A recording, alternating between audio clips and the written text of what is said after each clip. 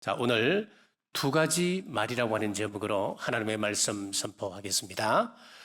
우리가 하는 말에는 두 가지가 있습니다. 하나는 의롭다 함을 받는 말이고 또 다른 하나는 정죄함을 받는 말입니다. 오늘 말씀 마태복음 12장 36절에서 37절에 내가 너희에게 이르노니 사람이 무슨 무익한 말을 하든지 심판날에 이에 대하여 신문을 받으리니 내 말로 의롭다함을 받고 내 말로 정죄함을 받으리라. 우리는 하루에도 수만 마디의 말을 쏟아냅니다. 때로는 무심코 던진 한마디가 남에게 상처를 주는가 하면 또 소망을 주고 용기를 주기도 합니다. 한 사람의 인생을 송두리째 뽑아 넘기기도 합니다. 자, 시골 작은 성당에서 주일 미사를 드리는데 한 소년이 미사를 돕고 있었습니다. 그런데 그만 실수하여 제단 위에 올려져 있는 포도주를 쏟고 말았습니다. 자, 신부가 화를 내고 큰 소리를 치며 이 아이의 뺨을 때리고 다시는 성당에 나오지 말아라 내쫓아버렸습니다. 자, 그 아이의 이름은 티토였습니다.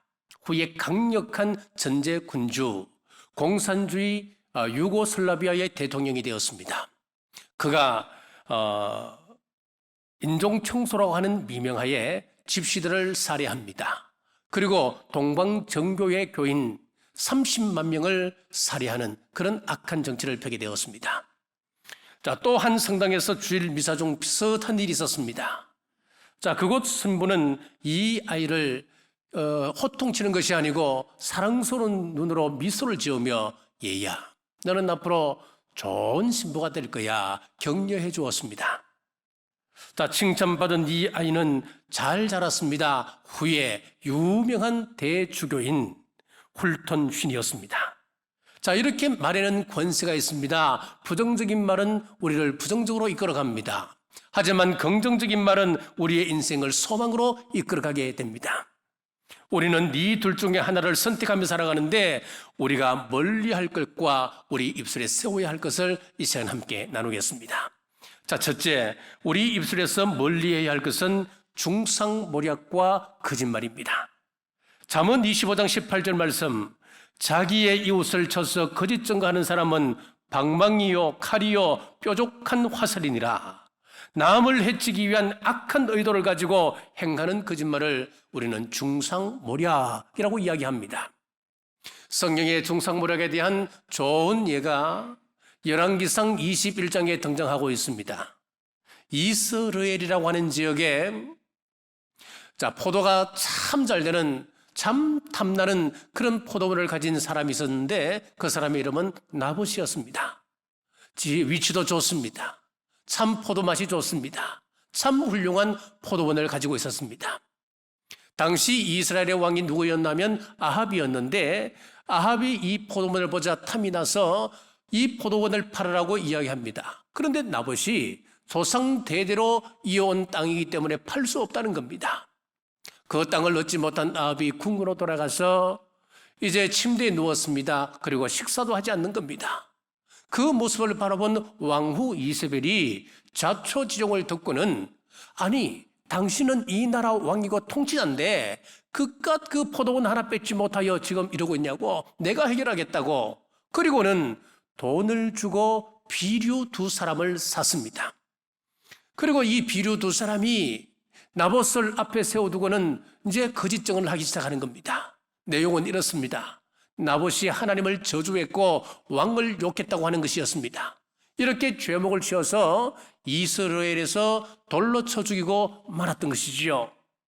자, 이렇게 나봇은 제대로 된 재판도 받지 못하고 억울하게 죽임을 당했습니다.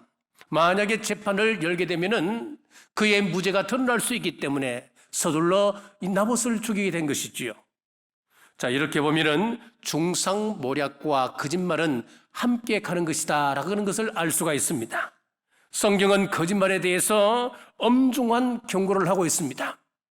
요한계시록 22장 15절 말씀에 개들과 점술가들과 음행하는 자들과 살인자들과 우상 숭배자들과 및 거짓말을 좋아하며 지어내는 자는 다 성 밖에 있으리라. 요한계시록에 보면 천국을 묘사할 때 새 예루살렘이라고 이야기하고 있습니다. 자, 그러면은 성 밖에 있다고 하는 것은 천국에 들어가지 못한다는 이야기입니다. 음행하는 사람, 그리고 우상 숭배자들과 함께 거짓말하는 사람은 성 밖에 쫓아낸다. 천국에 들어놓지 않겠다. 경고하고 있습니다. 이렇게 성경은 거짓말을 아주 중하게 다루고 있습니다. 그러므로 거짓말의 유혹이 찾아올 때 우리는 이 이야기를 꼭 기억하셔야 합니다.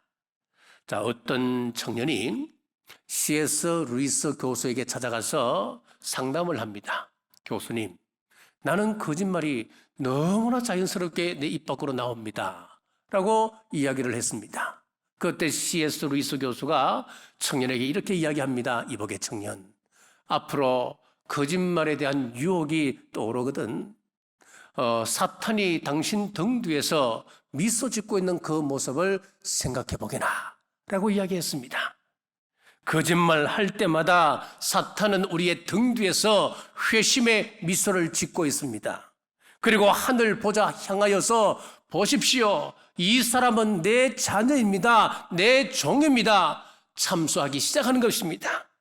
그렇습니다. 거짓말하는 순간 우리는 마귀를 따르고 있는 것입니다. 마귀의 도구로 전락하지 않기 위해서는 우리 입술에서 거짓말을 제해야 합니다. 자, 이세벨은 나봇이 죽었기 때문에 모든 것이 완벽하게 끝났다라고 생각을 했습니다. 그러나 공의의 하나님, 전지하신 하나님께서 알고 계셨습니다. 그래서 선지자 엘리야를 보내어서 아합과 이세벨에 대한 그 예언을 시작하십니다. 열왕기상 21장 19절에 아합의 심판을 예언합니다.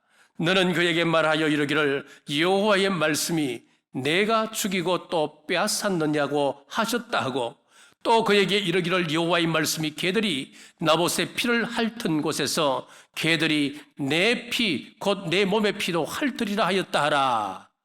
자, 이 예언의 말씀대로 아합이 아람 군대와 전투에서 전사하게 되는데 그의 시신을 이스라엘에 버리게 됩니다. 그때 개들이 와서 아합 왕의 시체에 묻어 있는 그 피를 핥게 되었습니다. 예언이 이루어졌습니다. 자, 그리고 열왕기상 21장 23절에 보면 이세벨에 대한 예언 또 나오고 있습니다. 이세벨에게 대하여도 여호와께서 말씀하여 이르시되 개들이 이스라엘 성읍 곁에서 이세벨을 먹을지니라. 자, 이 예언의 말씀은 역대하 9장에서 이루어집니다. 예후가 이제 왕이 되지요. 예후가 왕이 될 쯤에 이스라엘 성에 도착하니까 이세벨이 화장을 하고 있었습니다. 그때 이 예후가 신하를 시켜서 저 악한 여자 이세벨을 창밖으로 던져 죽이라고 명령을 하고, 자, 산채로 창밖으로 던져져 죽었을 때 개들이 와서 그 시체를 먹었습니다. 예언의 말씀이 정확하게 이루어졌습니다. 그러므로 우리 믿음의 사람들은 내 말로 정죄함을 받으리라. 오늘 본문의 말씀처럼 우리 주님께 주신 그 말씀을 기억하시고 중상모략과 거짓을 우리 입술에서 멀리 하시는 여러분 되시길 주님의 이름으로 축복합니다. 둘째, 우리 입술에서 멀리할 것은 험담입니다. 레위기 19장 16절입니다. 너는 내 백성 중에 돌아다니며 사람을 비방하지 말며 내 이웃의 피를 흘려 이익을 도모하지 말라. 나는 여호와이니라. 자, 정갈은 꼬리에 독이 있고 독사는 위턱 어금니에 독이 있으며 험담하는 사람은 혀에 독이 있다라고 하는 속담이 있을 만큼, 자, 우리의 험담을 경계하고 있습니다. 이 세상에는 자기 유익을 위하여 다른 사람을 모함하고 나쁘게 말하는 사람들이 참 많습니다. 교회에서도 가장 범하기 쉬운 죄가 바로 험담입니다. 예배 시간 은혜 받고 335 모여서 모임을 갖다 보면 험담을 시작하는 사람이 나타나게끔 되어 있습니다. 험담이라고 하는 죄는 교회에서 가장 빈번하게 일어나는 죄입니다. 그런데도 자, 이 험담에 대해서 고백하는 사람들은 거의 없다고 하는 겁니다. 왜 그럴까요? 자, 이러한 것은 죄가 아니라고 생각하기 때문에 그런 것입니다. 험담은 서로 하나가 되어야 할 교회를 갈기갈기 찢어 갈등하게 하고 싸우게 하고 교회를 싫어하게 만듭니다. 그렇기 때문에 이 험담은 죄 중에서도 무거운 죄에 속하는 것입니다. 미우라 아야코의 책 가운데 사랑한다는 것과 믿는다고 하는 것이라고 하는 책이 있는데, 그 책에 보면 일본 사람들의 험담의 죄에 대하여서 이렇게 말하고 있습니다. 한 여자가 어떤 모임에서 서로 대화를 나누다가 이제 험담을 시작합니다. 자, 들어보라고. 야, 그 여자 있잖아. 그 여자 남편에게 분명히 새 애인이 생기는 것 같아. 며칠 전에 부부싸움을 하고 난 이후에 곧 도장을 찍는다나? 그리고 그 아이들 있잖아. 그 아이는 아빠를 닮아서 그런지 분명히 그 공부를 못한다는 거래. 왜 내가 아냐면은 그 아들의 아빠하고 우리 남편이 동기동창인데 그 아빠가 학교 다닐 때 공부를 별로 못했대. 그러니까 이런 것을 보면은 분명히 부자 사이에는 닮는가 봐. 뭐 그러면서 이렇게 험담을 하기 시작하는 거예요. 자, 그러면서 어떤 이야기를 하느냐면은 일본 사람들은 서로 모여서 험담할 때에 그때 서로 맞장구를 쳐주고 막 기뻐하고 함께 대화를 나누게 되면은 헤어질 때 그런데요. 참 오늘 즐거웠다고. 그러고 헤어진대요. 그런데 험담을 할 때 맞장구를 쳐주지 아니하면은 헤어질 때 어떤 마음을 품고 헤어졌냐면은 괘씸한 마음을 가지고 헤어진다는 거예요. 이것이 일본 사람들의 험담에 대한 죄라는 것을 미우라 아야코가 쭉 지적을 하고 있습니다. 이것이 일본 사람들에게만 국한된 이야기일까요? 우리도 마찬가지입니다. 그런데 우리 신앙인은 달라야 합니다. 험담하지 말라고 하는 말씀을 보면은 여호와의 명령으로 되어 있어요. 이것은 윤리적인 부탁이 아니란 이야기예요. 하나님의 명령이기 때문에 예수님 안에서 변화된 우리는 험담하는 것은 물론 안 되지만 험담하는 것 맞장구도 쳐주면 안 된다는 겁니다. 사랑하는 여러분, 험담을 멀리하는 우리 모두 되시길 주님의 이름으로 축복합니다. 자, 셋째, 우리 입술에 세워야 할 것 하나가 있습니다. 그것은 바로 파수꾼입니다. 시편 141편 3절에 보면 여호와여 내 입에 파수꾼을 세우시고 내 입술의 문을 지키소서 말씀하고 있습니다. 자, 옛말에 말이 씨가 된다라고 하는 말이 있지요. 자, 그러면 우리 성경에는 어떤 말씀이 있냐면 어떤 메시지가 들어있냐면은 우리가 하나님 앞에 올리는 기도는 땅에 떨어지는 법이 없다. 자, 이런 메시지로 가득 차 있습니다. 우리 말하는 대로 되는 것입니다.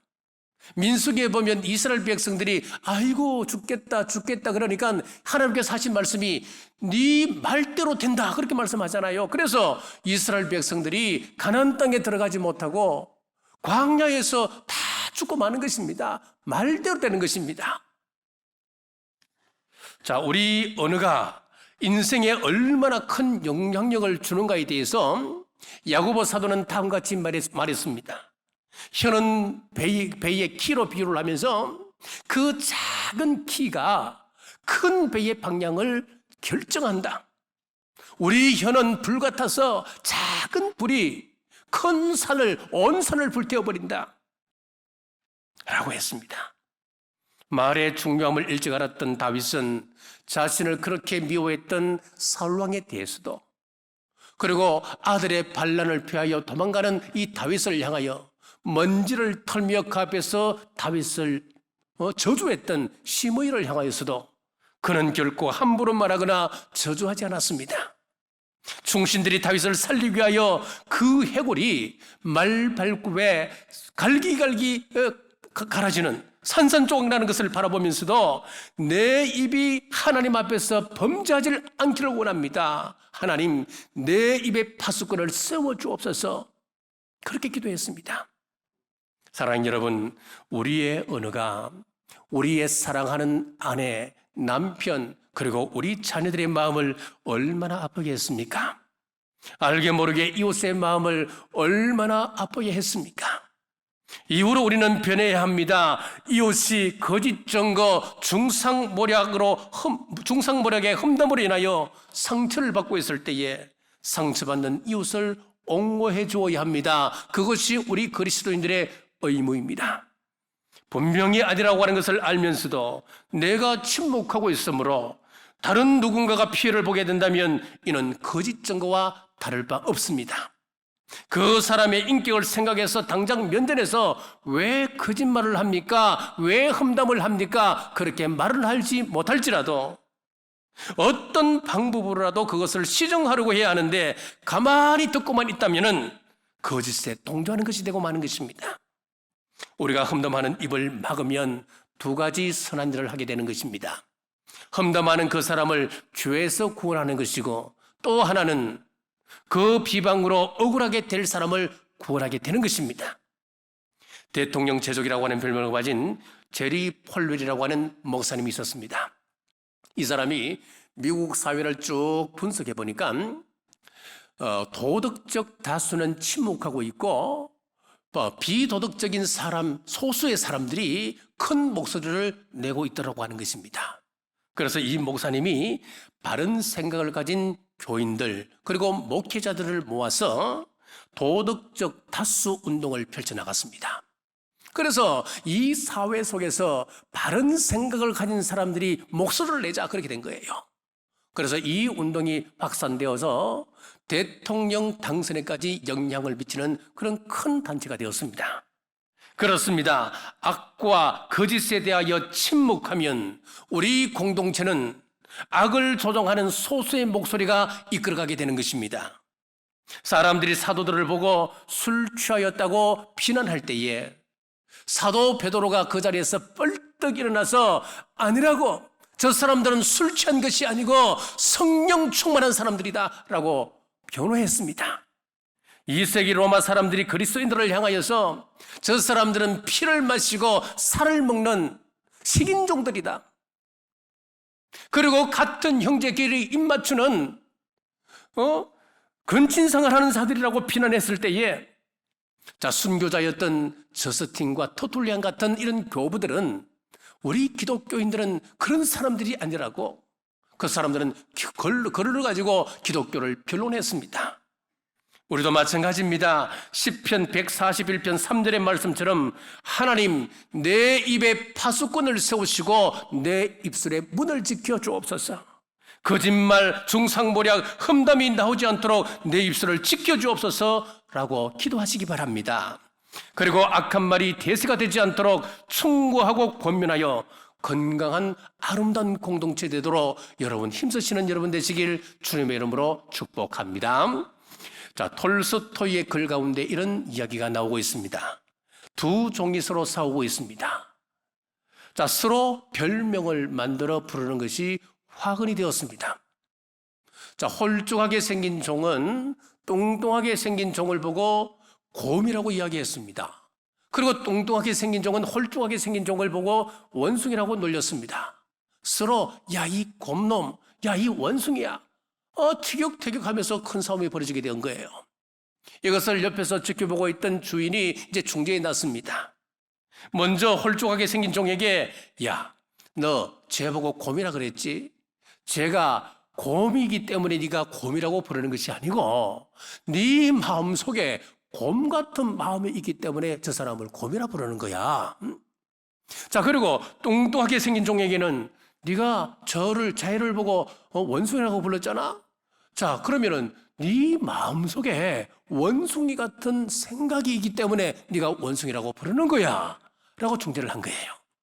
그렇습니다. 우리가 어떤 마음, 어떤 시각을 가지고 사람을 보느냐에 따라서 헐떠들 수도 있고 그를 격려하고 일깨울 수도 있다라고 하는 이야기입니다. 우리는 예수님을 모시고 살아가는 예수 그리스도의 제자들입니다. 저와 여러분 마음속에는 성령님께서 이미 좌정하고 계십니다. 하지만 여전히 옛사람 또한 우리 속에 존재하고 있습니다.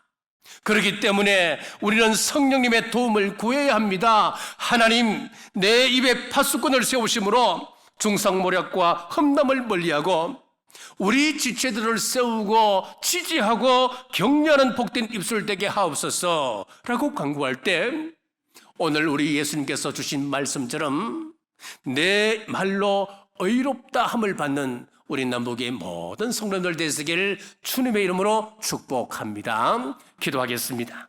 하나님, 입술의 중요성을 가르쳐 주심 감사합니다. 거짓말, 중상모략, 험담을 멀리하도록 내 입술의 파수꾼을 세우시고 문을 지켜 주옵소서. 마땅히 해야 할 말을 하게 하시되 제 입술의 모든 말이 사람을 죽이는 말이 아니라 사람을 살릴 수 있는 말 되게 하옵소서. 다시 오실 예수님 이름으로 간절히 기도드리옵나이다. 아멘.